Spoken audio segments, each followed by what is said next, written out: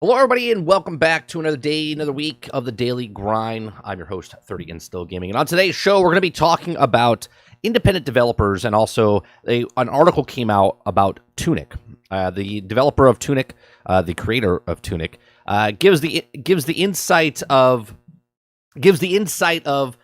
the struggles of independent developers or just streaming services in general. So we're going to go over this article. I'm going to give you my thoughts on it, kind of go into more of the ins and outs of reading between the lines and whatnot. We always talk about how the Game Pass subscription service are good, but yet bad.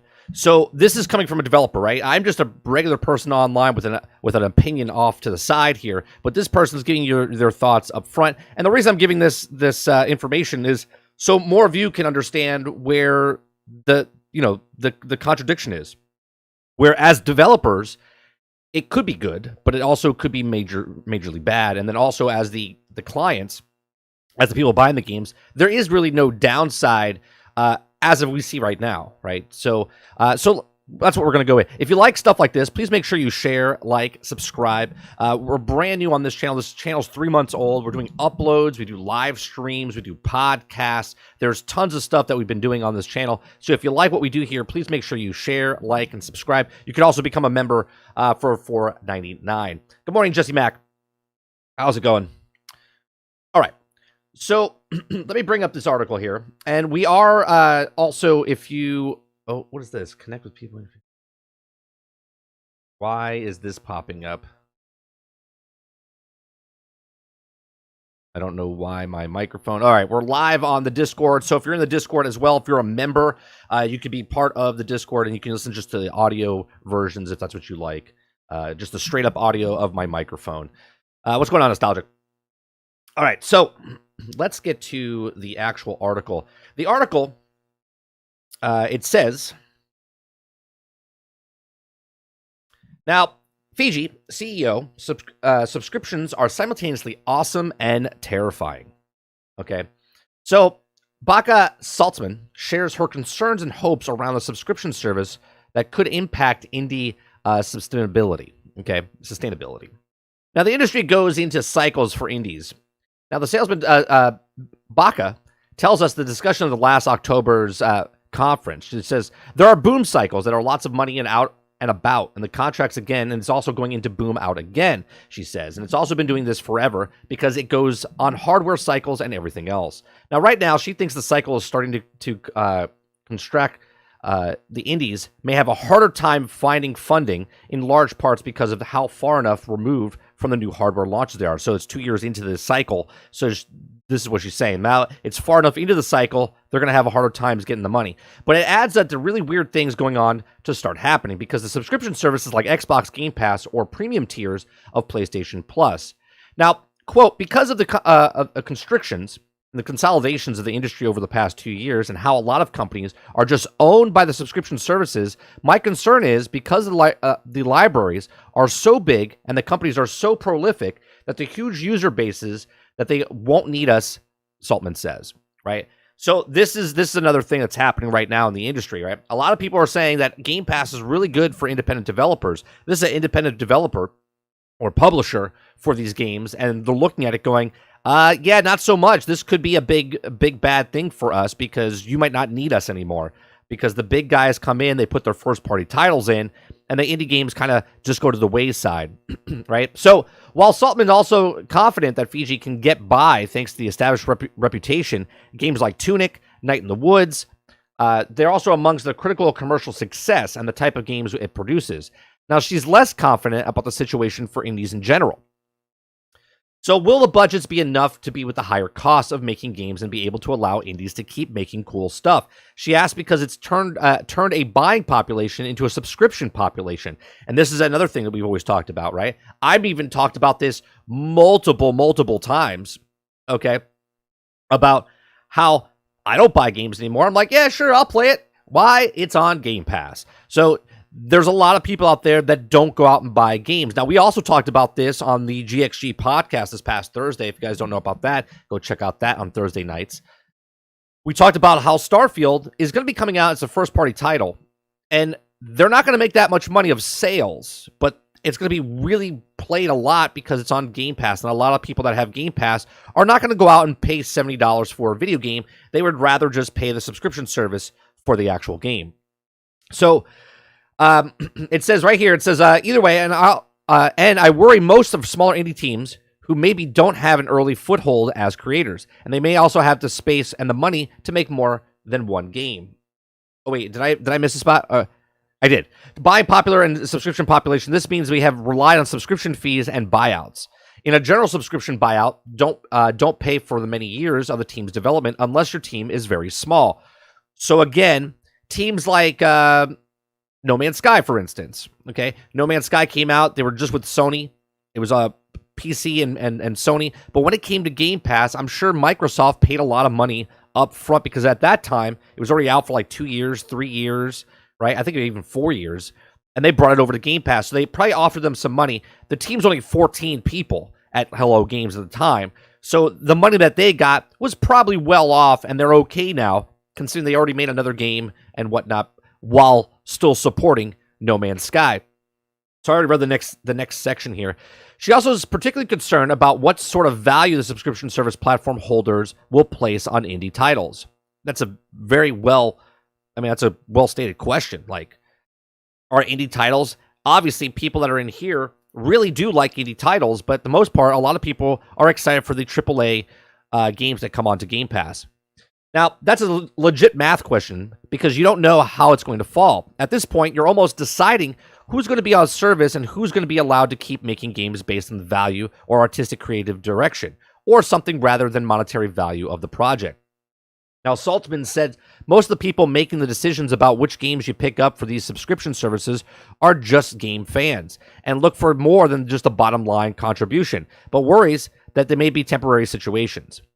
Now, quote, "We can't ignore the fact that these huge companies run by lots of people looking at spreadsheets," she says, "and I'm always concerned about what people do, many levels up starting to the spreadsheets. And this also means the teams may my size or even smaller than me because they don't have the numbers that our big teams do. We just don't. Even Tunic, which was done crazy number worldwide, and we don't do numbers that compete. Saltman obviously isn't entirely averse to subscription services after all. Fiji has put lots of on PlayStation Plus, 3 games including Tunic in Game Pass, and had Overland in Apple Arcade and service launches. But I think they have to do this to try to compete, right? This is the future, and if they don't start adapting to putting them on these streaming services, obviously they're going to die. So they have to compete with this. She says it was justified the inclusion in a number of different ways. For one thing, putting games in any such service right now increases awareness of it and gets more people playing and streaming it. Exactly. Okay, that could hurt you if the cost of developer sales because prospective purchasers already had the service and opted to try it in a way instead of pay up front for a copy. Exactly. Why would I pay $30? Why would I pay $50? Why would I pay $70? If I have Game Pass and it's on Game Pass, I'll give it a shot. If it's not on Game Pass, I'm like, am I going to use this $50 on this game or this game? Am I going to use this $70 on this game or this game? That's the struggle that we always do, all of us. However, she notes that it's an increased awareness among people who don't subscribe to the service or don't own a specific platform, simply because their friends or their favorite influencers are talking about it. Now, on top of that, Saltzman points out that these subscription service deals have terms on them. And when the game leaves the service, there's often a prompt to get people to convert to full purchases. Now, while Fiji has about as much experience as any indie with the games and subscription services, Saltman says there's no widely acceptable rule of thumb yet for what works and what doesn't, or what the developer should charge or putting the game into any given service. Now, it's a different answer for each type of game, but depending on the platform it's on, what type of game it is, what type of audience it is, and what type of particular platform, she says. Now, Saltman says that her biggest hopes is just the size of the buyout subscription service offers and games to keep pace with the expensive games are to make. Now, obviously, she says, in my very humble opinion, but as long as the buyouts allow the creators, I, in a lot of ways, admire most of the industry is just to keep making stuff in the way that's sustainable, and I'm all about that. Now, she also goes on and says, all I want is a way for people to play more weird, cool games because its game design constricts too much and would only apply to the majority you're missing out or much of the form. Now, my only wish is to just keep playing or work with the teams in your way and doesn't hurt them. Pay them a decent salary and built into the buyouts, right? So a lot of the stuff that she's talking about here is the amount of money that these small indie developers make. They can either do a buyout and then they're underneath the umbrella, right? Or they give away. So let's say it costs $10 million for an independent company to make this game. And Microsoft says, well, how much did you think your sales were going to be? Well, we were going to sell 200,000, 500,000. That's what we were shooting for. Microsoft or PlayStation, again, I'm just elaborating, might pay up front and say, okay, here's the sales for those sales that you thought you were going to get. Now, obviously, it could work out in their favor because they might have never, ever got those sales up to 200,000, or it could have been a year or 2 years in the lifetime of the independent game where they actually make that money. Or they go to these subscription services. They get the money up front, which might cover their cost, okay? And if it doesn't, then they could have a deal where they get the sales for microtransactions if their game has microtransactions, but a game like Tunic doesn't have microtransactions. You either purchase it or you don't, or you play it on Game Pass. Now, the sales that they make from Game Pass, who knows what those sales numbers are as far as what percentage they get, if they get any at all, because they're like, hey, we're going to show it out to people. People are going to talk about it. The buzz is going to get going, and then they make the sales on top of the straight up money that they get up front. So it's very interesting to see a lot of these companies that don't make the money as independent developers, and they can't compete with the rest of the games. And again, it's like Netflix. I've talked about this in the past. Netflix, okay, you look at it and go, oh, it's a great value. But as the consumer, you look at it and go, man, there's a lot of garbage on Netflix. And it's hard to like scroll to look at all the games or all the shows on Netflix. So this is one of the downfalls that she was talking about is it gets saturated, right? So now you're 2 years into the console, more people are making video games, more people are releasing video games, so it's saturated the market. And as you scroll down, would you rather play a game or would you rather scroll for 15, 20 minutes to try to find a game? And then you play that game and you're like, I don't like it, and you delete that game, so on and so forth. So let me know your thoughts in the comments section down below or in the live stream right here, right now. We put this video up front so you guys can discuss and talk about it, and then you can go on about your business for the rest of the day, or you can join us here live for the conversation that we're going to have. Please make sure you share, like, and subscribe, and I appreciate you very much for coming and hanging out with us. What's going on, chat?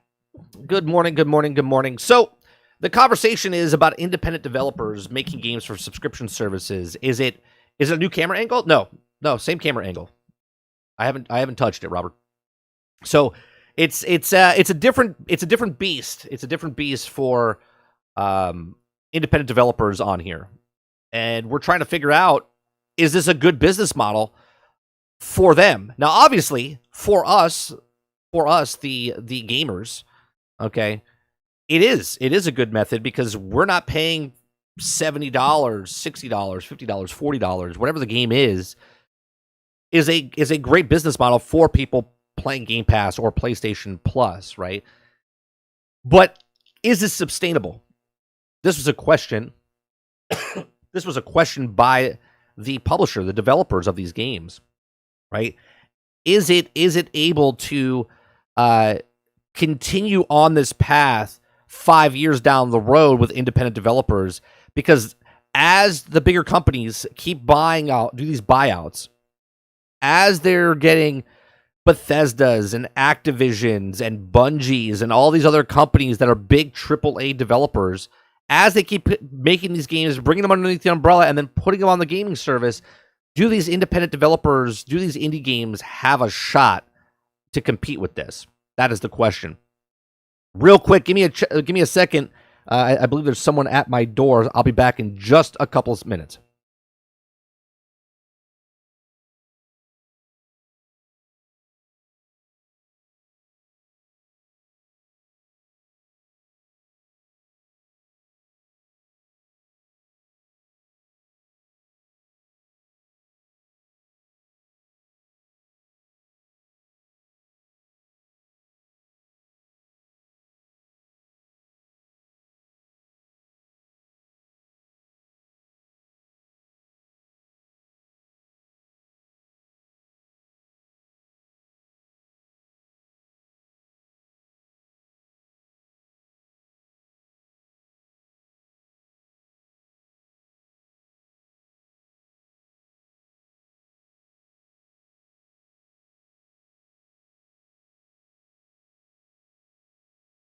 All right, sorry about that. False alarm. So yeah, what do you guys think? Do you think that it's sustainable? This is why I like this channel. It's like real life on screen. Good morning. What's going on, Big T? I mean, it is what it is, Big, right? I have to answer the door. I got my son's home. It's Martin Luther King Day, so he doesn't have school today. So I got to take care of him as well.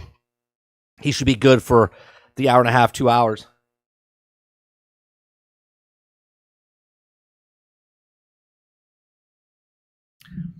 So, those of you that missed the beginning segment of this, right?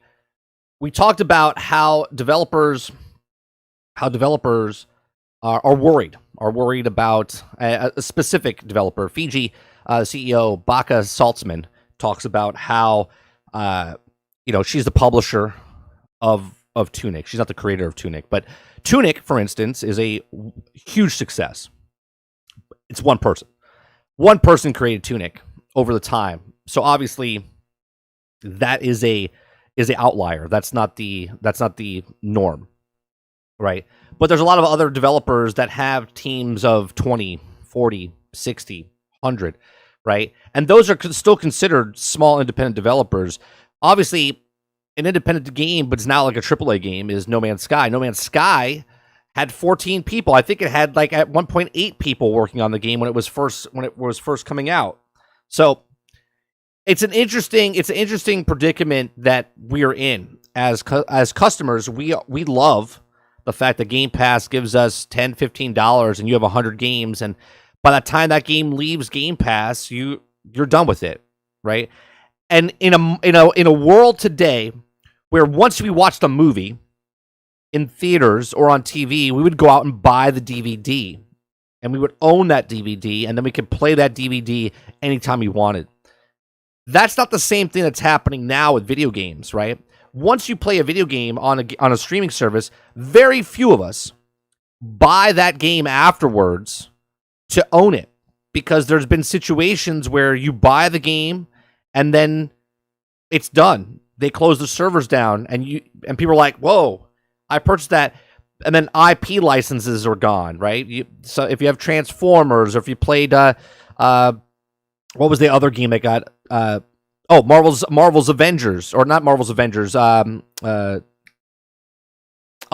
Alliance, right? Ultimate Alliance. You had the game, and now you don't have that game. So a lot of people are hesitant of buying things after the fact once they've already beat it. So the best part is you get subscription service, you beat the game, you put the game down, and then you wait for the next DLC to come out or whatnot.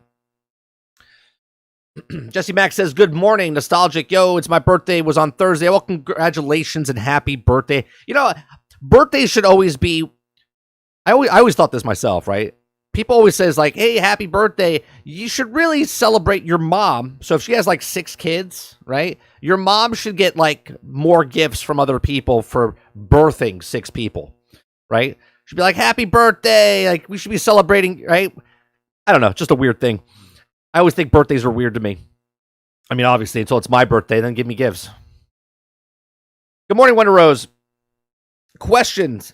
If Star Wars Battlefront 2 DICE were a small team working on Battlefront 2 more than Battlefield Games or DICE, both teams working on Battlefront 2 and Battlefield. I don't understand the question, Jesse. Question. If Star Wars Battlefront 2 were a small team working on Battlefront 2 more than Battlefield Games or DICE, both teams are working on Battlefront 2 and Battlefield. I don't understand. What's the question? Morning, Robert Jones. I think this is a good idea. If they do it right, because of Fallout 4 or Fallout 76 has some subscription service in it. Sure, well, Fallout 76, well, one, it's a first-party title. And that's what the article was saying. As the companies buy up companies and they become underneath their umbrella, it's harder for indie developers to get attraction, right? She says that it opened up really nicely in the very beginning of the console coming out, because new consoles come out if you can work on a game and get it out as soon as possible. But then once the system's out for a couple of years, it starts to get saturated. Less people want to play indie games because now you're in the heart of the system. Now you have big AAA games coming out and less people will play indie games. Just like every other business, there's law and diminishing value. This is why they want microtransaction subscription services. Right, the big companies. This is why the big companies want that stuff. Go on, Water. This is why I feel like the streaming services like Game Pass is great for cheap-minded consumers, but bad for getting the industry as a whole. This is what I've been saying for years, Water, right? And I know it's hard to get my point across because I play Game Pass games all the time, okay? But I say it's great for us, but bad for the industry. And everyone's like, what do you mean it's bad for the industry? I don't care about the industry. Like, nobody cares, okay, until something affects them, right? That's the truth. Nobody cares about anything. If my neighbor got robbed and my other neighbor got robbed, I feel bad for them. But you don't really feel what they feel. And then all of a sudden, you're like, hey, we should do something about the robberies in this area. And everyone's like, nah, it's not a big deal, right? And then you get robbed, and all of a sudden you're like, whoa, this is bad for our neighborhood here, right? And that's just it. That's until it's there, no one sees it. You don't see the forest through the trees because you're up on the forest, right? So the problem is that Game Pass is wonderful for us as consumers right now, okay? Right now. But down the road, is it going to be good? Because the price will go up, right? And it's good right now for $10. It's good right now for $15. Is it good at $20? Is it good at $25? Right? What is that price guarantee of that it's still worth it? I remember Netflix was, I think it was like $5 or $7 for one disc, and you used to mail it to you. Then you return that disc, get another disc, and it was $7 a month. And then they raised it to $10 a month, and then they raised it again, and then it was digital, and then they kept the prices high, and they didn't even ship out discs anymore, right? There's a lot of things. Dustin Strawn says, I'm surprised that Hell Let Loose is an all-right game. Hell Let Loose is a fantastic game, Dustin, and it's a cheaper game than like Battlefield or Battlefront. That's an independent developer. That's a smaller company, and they're doing a fantastic job with that game. Morning, Milky. Yeah, there's a lot of good stuff. There's a lot of good stuff. Give me 1 second. I'm trying to find some music to put in the background, just low in the background. And I forget what he said it was. Oh, Stream Tunes. That's what it was.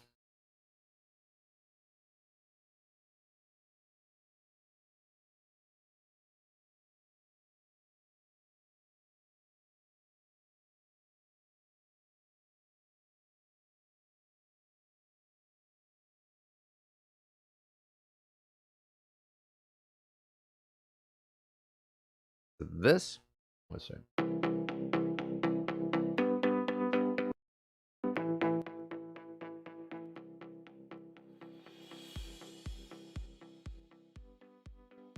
That in the background.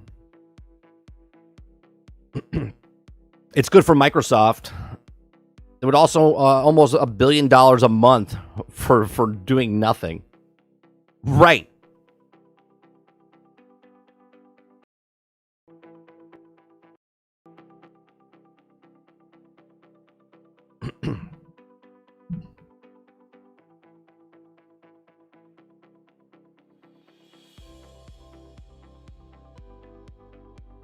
I do have another topic we'll talk about, and what we'll do is we'll move it over to another stream. That's in about 20 minutes or so. We're going to talk about the Starfield release date has changed on Steam, but I'll give you my reason why it came out, because Hogwarts also changed on Steam. So I'll give you my thoughts on that as well. Is it Dice Team was a small while they were working on Star Wars Battlefront 2 versus Battlefield, more dev teams, or no? I'm just curious because the years I always thought that the Battlefront 2 was a smaller dev. Well, Dice itself, Dice has a lot of people. Dice Games, you're asking if Battlefront 2 was a smaller team. Let's see, Dice Games. Oh no, Dice. The Dice Studios.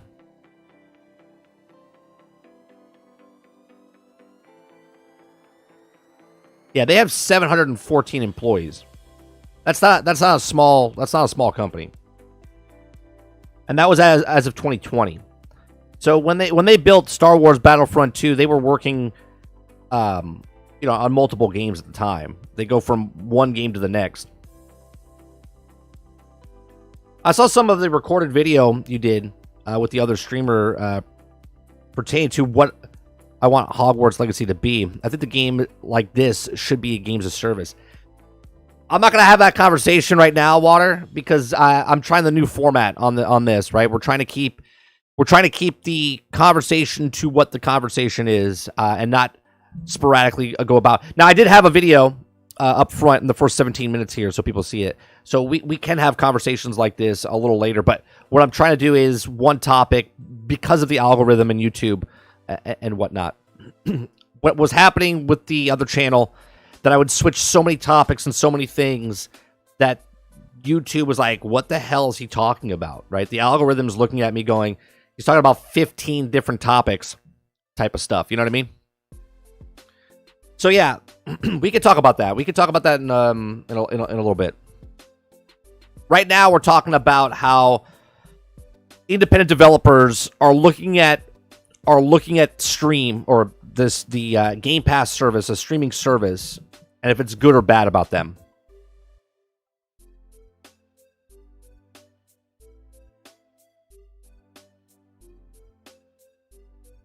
And the reason I answered Jesse's question is because it kind of pertains to, he was asking if that was an independent developer or whatnot. So, the article again, let me bring back up the article. She talks about how the budgets will be enough for higher costs of making games to be able to allow indies to keep making cool stuff, right? So they need the money to make these cool independent games.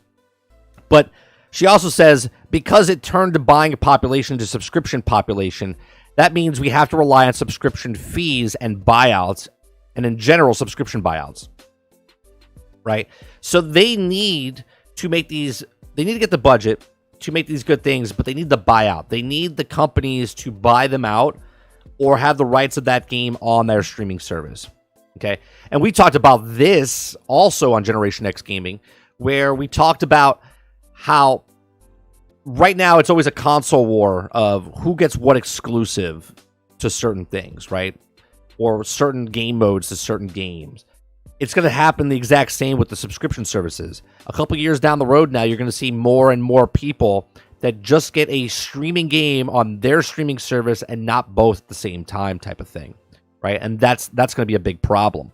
Water says, one of the things I can say about Microsoft is they do a good job of promoting indie devs on Game Pass. Thing is, most people who gave Game Pass won't, or have Game Pass, won't purchase the full game outright. And that's the issue. Right, and that's the issue she's talking about as well inside this article, because the problem is that once you're done with the game, unless you absolutely love the game, okay, absolutely love the game, you're not going to buy that game. And I put this analogy up again for video or for movies. You used to go to the theater and you used to buy a movie after you saw it. Saw Pulp Fiction? You buy Pulp Fiction when it comes out on DVD. You saw Star Wars, you buy Star Wars when it comes to DVD. You saw Lord of the Rings, you buy Lord of the Rings when it comes on DVD. Because you love the movie, you went to go see the movie, and then you bought the DVD to watch it anytime you want on your home system. With video games, that's not the same. It's not the same, because a lot of people that play or buy a game that's 30, 40 hours buy that game and love that game. But if that game is on a streaming service, those people are going to purchase that game? No. They're going to rent it off the gaming platform, whatever, the PlayStation Plus, Game Pass, and they're going to play that game, and they can stop or play whenever they want because there's no time frame unless it comes off of Game Pass. And then if it's off Game Pass, if they haven't finished it, they'll be like, okay, I might purchase it, or they just don't care. Why? Because they didn't buy it up front. Do you know what I mean? They won't buy the game because now you made it so I don't want to. The game is broken or buggy, and I finished it. And now why do I want it? Well, right. Well, even if it's not broke or buggy, it's just a finished game. An independent game, why would I purchase it if I already beat it? Especially if it doesn't leave the platform, right? If it's an independent game, first party title, well, it's an indie developer, I should say, but it's underneath the umbrella of the company, then it would never leave Game Pass anyway. So why would you purchase it? Like I'm gonna play Moon Cars later today, which seems literally interesting. But would I buy it outright? No. Okay, well, even this water. If you play it after the fact, if it's an 8 to 10 hour game, which I don't know if it is, or once you beat it, would you buy it afterwards? I don't think you would. They want to make a lot of money to make those DLCs with indie games. Sure. Well, there's games like, again, there's the outliers, right? There's the Tunics. If Tunic 2 came out, I think we would have a conversation of, man, Tunic 1 was amazing. Hold on one second. I can look at this little guy over here. You see this little guy over here popping into my office? You see him? Give me 1 second, guys.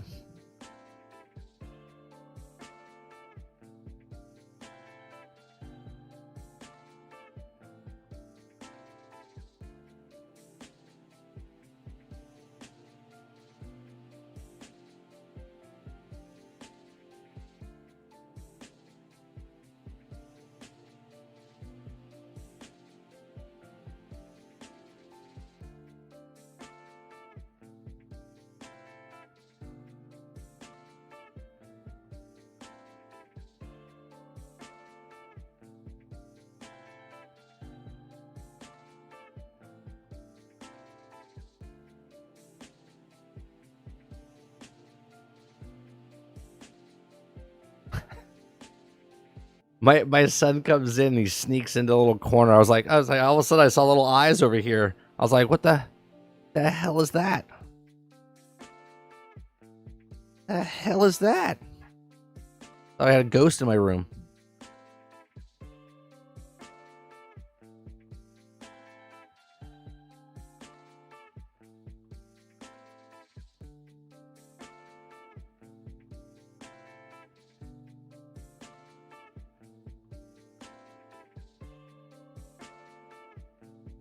Let me go back to chat here. They want to make a lot of money to make their DLCs and indie games. We already read that. Water says exactly, Sarge. People are scared to pull the trigger of $70 trigger. Yeah. Why? Look. Let's look at it. What's the next big game coming out? That's not first party title coming to Game Pass, right? What's a third party game that's a big game coming out that would be a $70 price tag? That's coming out on all systems, but it's also coming to Game Pass, right? Is Atomic Heart one, or is that a third party game, or is that an Xbox thing? Atomic Heart. Let's see. Atomic Heart is an upcoming first-person shooter game, action role-playing video game developed by Mudfish and published by Focus Entertainment. Right, so there you go. It's not owned by anybody. And isn't Atomic Heart coming out on Game Pass? Or is it not coming out on Game Pass?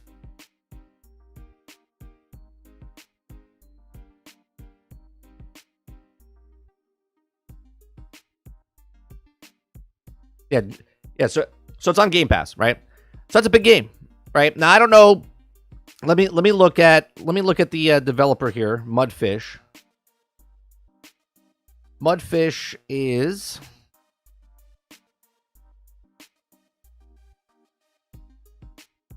how many people they have working for the studio?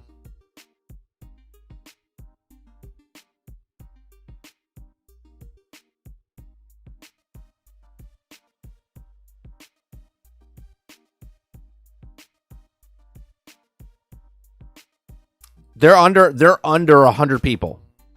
Under 100. Okay. Mudfish has got around 77 people working for their studio. So that's a, I would say, an independent developer, right? Smaller studio. Okay.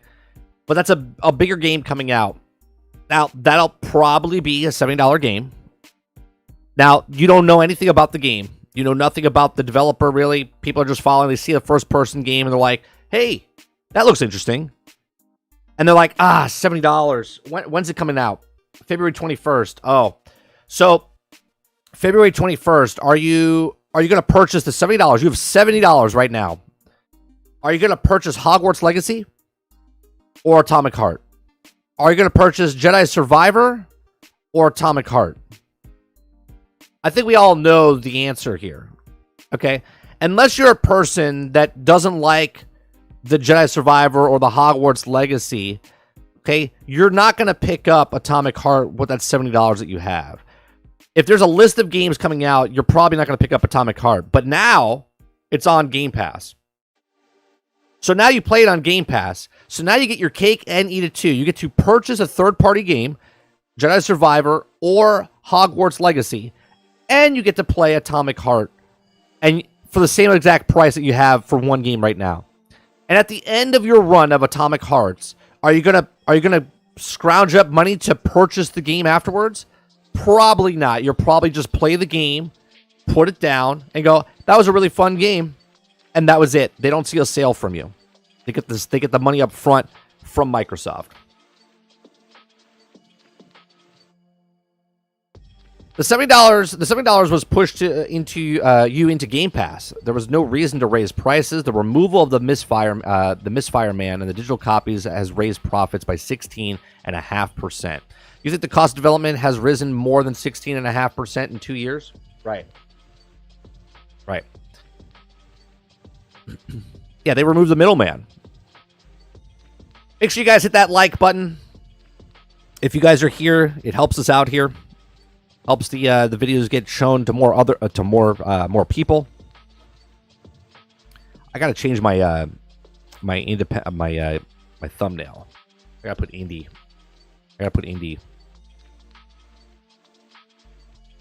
Plus microtransactions, plus battle pass. Sure, and then they have DLCs. Like I do like the model of like State of Decay and also like Minecraft Dungeons, right? Minecraft Dungeons, I bought it up front.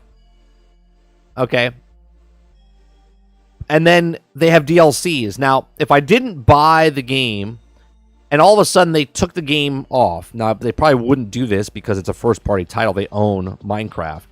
But you would have to then have to purchase the game and then purchase the DLC. Okay? But if you didn't own the game, you couldn't play the DLC. You have to purchase the DLC separately. Okay? Which is like $5 each one. So if it ever left the system, then you would have to buy the base game to use that DLC. Right? It is what it is that way.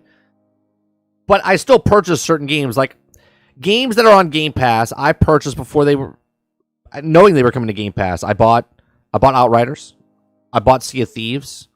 I bought Minecraft Dungeons. I bought. There was another game I bought. Right, I bought them all before they were coming out, or we knew they were coming out in the Game Pass. But I bought them anyway because I'm stuck in that mentality of, well, I like the game. I want to play that game. I want to own that game. But we're years out now. We're 5 years out after that, right? And I don't buy games anymore. You guys heard that Starfield Stream Deck, they changed the date. That's the next topic, Jesse. Yeah, that's literally the next topic after this. We're going to move this to the next topic after I'm done with this. Did all the developers get a raise? I'm pretty sure everyone has getting laid off, fired. Oh, wait. All the high management receive multi-million-dollar bonuses for no reason. Right.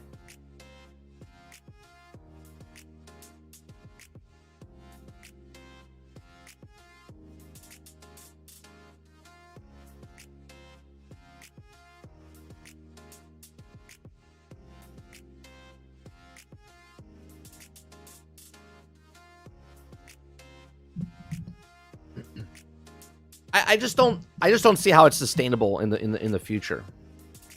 Oh, you're good, Jesse. You're good. I'm trying to get used to the not switching to different topics. I'm trying my best to stay focused on one topic.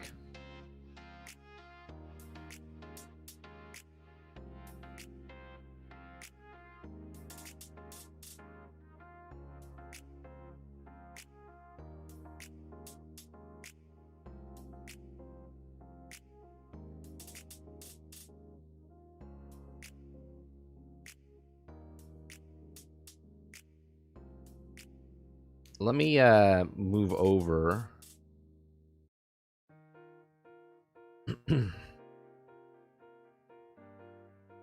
If we're done talking about this, which it does seem like you guys are done talking about this indie Game Pass stuff, or winding down anyway.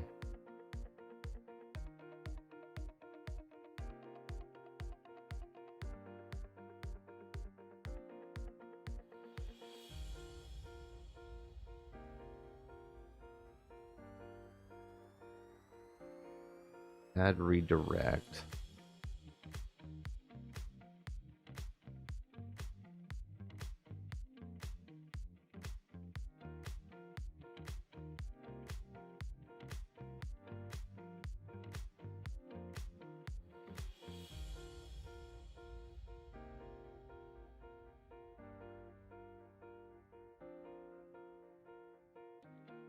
We're not done. Throw hand grenades.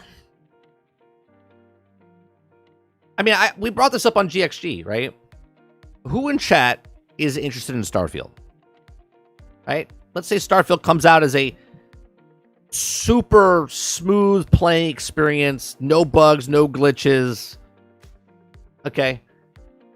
Who's buying it? Who's buying Starfield if you're on Xbox? And who's going to get it on Game Pass? I said, minus buying the space helmet for the special collector's edition, you're not gonna purchase it. Why? Why would you purchase it when there's another game coming out that you can spend $70 on and use that towards that?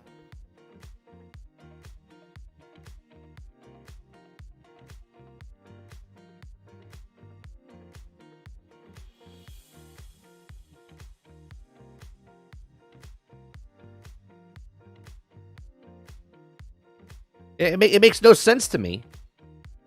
You're like, nope, I'm gonna buy Starfield for $70. What? Why? Who are you showing? Like, who are you supporting at that point? Bethesda's owned by Microsoft. Microsoft makes trillions of dollars, right? Like, I just don't understand. They've already paid the money up front. They paid $7 billion to Bethesda and ZeniMax. They own them. And now they have this game coming out that is going to be, it's one of the most anticipated games in recent years, if not a decade. Right? And who is going to pay $70 for this when you can just get it? Because think about it. How many games have you purchased in the last 5 years, $70 or $60, now $70, that you're like, ugh, I wish I didn't pay $70 for that game. Big T says, I have more interest in a live service Uno game than Starfield. If you wanted to buy it, wait till it's on super sale. It's on Game Pass, for Christ's sake. That's what I'm saying. Right? Why would you pay $70 for that? Even if it is a great game. If you own Game Pass, there's no reason to buy the game.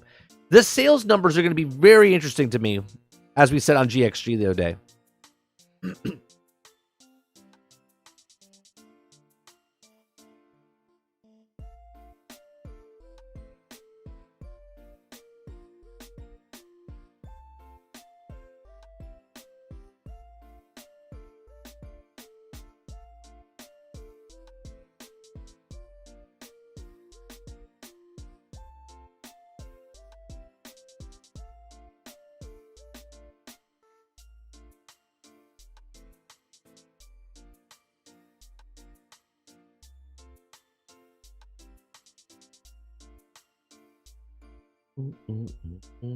Now, $100 for one new game nowadays. Oh, right. See, Jesse, I didn't even think about that. People in like Canada, Australia, right? They're paying buku bucks for theirs, right? They're enormous high price increase at other places. I didn't even think about that, and that's just for the standard game, right? Like, why would you purchase $100 for a game when that game is going to be on Game Pass? And then going back to the indie topic, when you have games like Redfall, Starfield, Halo, Forza Horizon, all these first-party title games, and then whatever games they have in the future coming out, okay? When all these games are coming out, how do independent developers have a shot, okay? Let alone buying an indie game for $15, $20, $30 on just a Microsoft store, but now you're putting them on Game Pass. And they're not making as much money as they would, but then it's like, well, if we don't go on Game Pass, we don't get seen unless people buy us. So we might only get like 100,000 sales. But if we put it on Game Pass, potentially we have 30 million people that could purchase this game after the fact, or buy a microtransaction, or just play our game. So Microsoft approaches them and says, well, how many copies are you going to sell? We want to sell 200,000. And they're like, okay, great. Here's your contract. We're going to pay you for 200,000 games up front to cover your costs or whatever. And you're going to get that now. You don't have to wait 2 years to sell that many copies. You don't have to wait 6 months to get those copies, whatever it is, right? And then it's a buyout. That's basically what it is. It's a buyout for Game Pass. Or they have a contract. Well, we'll put you on Game Pass for 6 months. We'll put you on Game Pass for 8 months, 12 months, year and a half, 2 years, whatever it is. And that's how it works. Now, we don't know what their prices and contracts are, but how is an independent developer supposed to compete? Because you could have an indie game that just takes off, right? You could have an Among Us, right? You could have a Hades. You could have a Vampire Survivor type of game like that, where all of a sudden they thought they were only going to sell 50,000 copies or 100,000 copies, and all of a sudden now they're selling millions of copies. Valheim, right? What was the other game? What was another game that sold recently? It was an independent game on the PC that sold like Valheim, right? Valheim was making a lot of money. Now they made a crap ton of money, and Valheim's coming to Xbox Game Pass sometime this year, right? To get more people to come in. That works for them. But that's an outlier. That's not the norm. All right. We're gonna switch topics here. And what I'm gonna do, because the like ratio, the viewership is not very good on this topic, so we're gonna switch on over to Starfield. Starfield dates change yet again, or do they? Milky says this is true. New games when I live in is stupid expensive, right? And where do you live again, Milky? They're like super expensive. I bet this is a really big experiment with AAA titles, because Bethesda is a huge company. What is the monetary real deal or deal for them? And what is Microsoft is the hook for making Starfield? Yeah, it would be interesting to find out what that means, Sarge, because Starfield, again, is not going to make a lot of money unless they do the long game. And the long game would be making it a live service game with DLCs and opening it up to other people on other systems down the road, right? Like a year or two down the road. So what's going to happen? I'm going to make the other video public. I want to make it public. Trinidad in the Caribbean. Okay. So I'm going to put a link in the chat for you guys. Duplicated system. Select a new key. Okay. Let's low latency. How do I pick a new key? Default?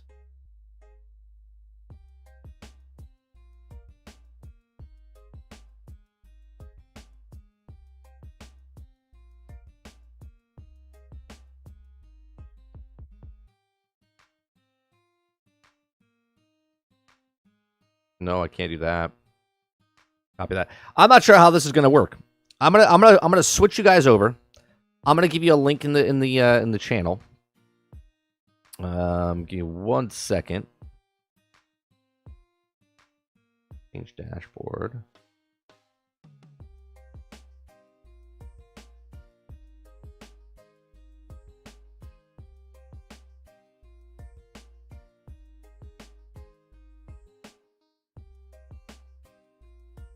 Oh, that just changed that. All right, so I gotta end this, and then I gotta do the other one. I don't know how that's gonna work. I guess we'll find out, huh? All right.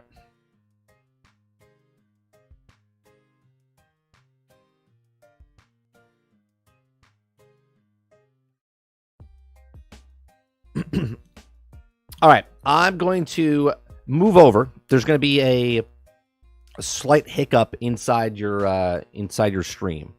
Okay, this stream is going to end, and then we're going to move on over to the other stream. I can't put the link in the description as of just yet, so give me a second. I'm going to switch over. I'm going to go live, and it should just click over to the next one.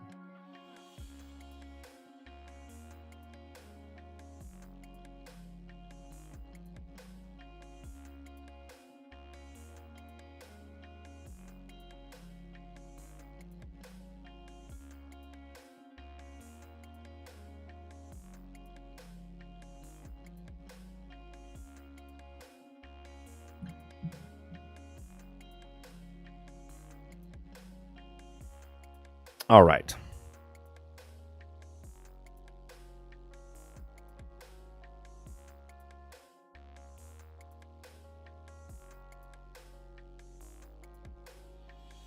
All right. Should have been a smooth transition. If not, I'm sorry. All right, so this is the second stream this morning. I'm not sure how this is gonna turn out in the past, but welcome to the Daily Grind, the weekly podcast, or the weekly daily grind that goes over a few of the top stories. On today's episode, we're going to be talking about Starfield. Release date has changed yet again, or has it? So there's been lots of talk. We have an article here from Game Rant that talks about how the game's Steam date has changed. Now, there's been lots of discussion about this. There's been lots of talks about Starfield.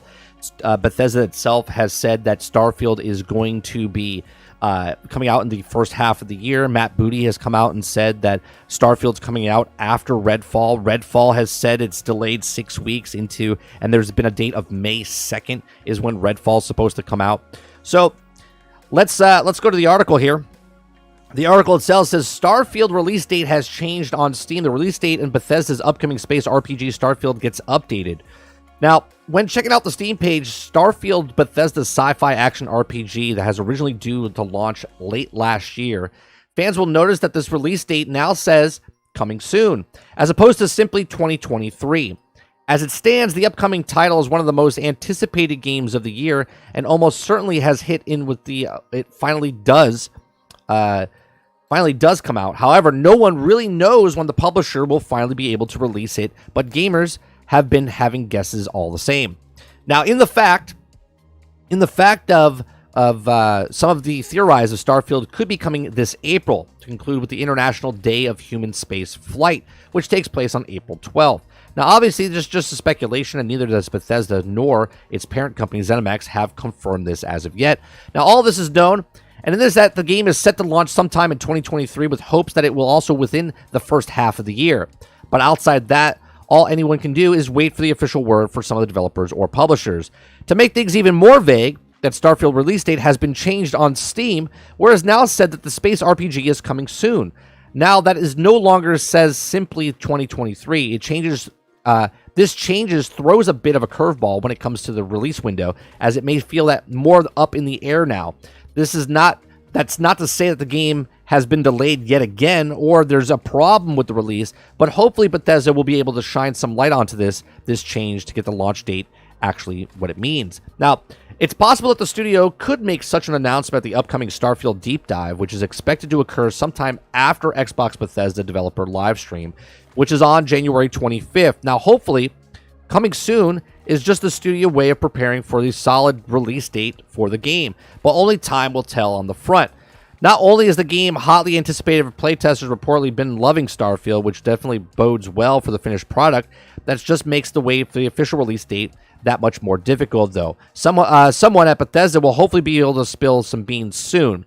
Now, the stream didn't end. There's two different streams. If you back out, Krebsy, and go to the next one, it should have started. Or did it just switch it over? The last stream didn't end. Awesome.